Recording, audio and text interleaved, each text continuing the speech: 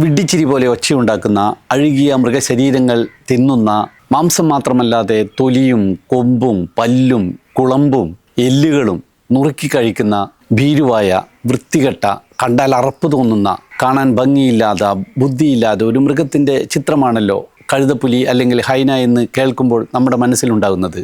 കൂടാതെ വേട്ടയാടിപ്പിടിച്ച മാനുകളെപ്പോലെയുള്ള ഇരകളെ അവ മരിക്കുന്നതിന് മുമ്പ് തന്നെ ജീവനോടെ തന്നെ അതിൻ്റെ മാംസം കടിച്ച് പറിച്ച് തിന്നുന്ന ക്രൂരനായിട്ടുള്ള മൃഗം എന്നും ചതിയന്മാരായിട്ടുള്ള ഏറ്റവും അപകടകാരിയായിട്ടുള്ള ഒരു മൃഗമായിട്ടാണ് ഹൈനയെ പലരും കരുതുന്നത്. എന്നാൽ ഹൈനകൾ അങ്ങനെ പേടിത്തൊണ്ടന്മാരല്ല. സിംഹത്തെപ്പോലും ഭയപ്പെടുത്തി അത് കൊന്നിട്ട ഇരയെപ്പോലും തട്ടിയെടുക്കും. അത്രക്കും ധൈര്യശാലികളാണ്. പുഴുത്തു നാറിയ അഴുകിയ ശവങ്ങളാണ് ഹൈനകൾക്ക് ഏറ്റവും ഇഷ്ടം എന്നുള്ള ഒരു പൊതുധാരണയുണ്ടല്ലോ. അങ്ങനെയല്ല, ഹൈനകളിൽ ചില ഇനങ്ങൾ നല്ല വേട്ടക്കാരാണ്, നല്ല ബുദ്ധിമാന്മാരാണ്, കരുത്തന്മാരാണ്.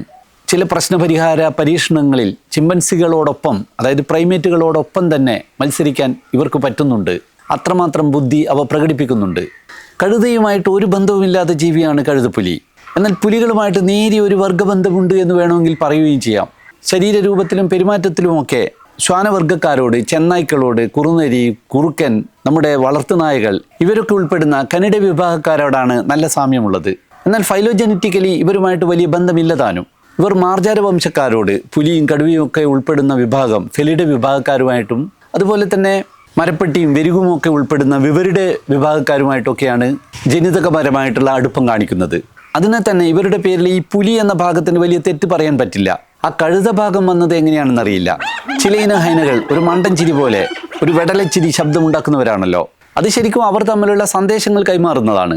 നമുക്കത് മനുഷ്യരുടെ ചിരി ശബ്ദത്തോട് സാമ്യം തോന്നുന്നു എന്ന് മാത്രം. ആ ചിരി ശബ്ദം കേട്ടിട്ടായിരിക്കും നമ്മുടെ കഴുതകളൊക്കെ മണ്ടന്മാരാണെന്നുള്ള ഒരു പൊതുബോധത്തിൽ നിന്നുകൊണ്ട് നമ്മൾ ഇവർക്കും ഒരു കഴുത എന്ന വിശേഷണം ചേർത്തത്. ഇന്ത്യയിലില്ലാതെ സീബ്രക്ക് നമ്മൾ വരയൻ കുതിര എന്ന് പേര് നൽകിയിട്ടുണ്ടെങ്കിലും ഇപ്പോഴെല്ലാവരും സീബ്ര എന്ന് തന്നെയാണ് ഉപയോഗിക്കുന്നത്. അതുപോലെ കേരളത്തിലില്ലാതെ ഹൈനകൾക്ക് കഴുതപ്പുലി എന്ന മലയാളം പേരിൻ്റെ ആവശ്യമുണ്ടോ എന്ന് എനിക്ക് സംശയമുണ്ട്. ഹൈന എന്ന് തന്നെ വിളിച്ചാൽ മതിയാവുമെന്നാണ് എനിക്ക് തോന്നുന്നത്.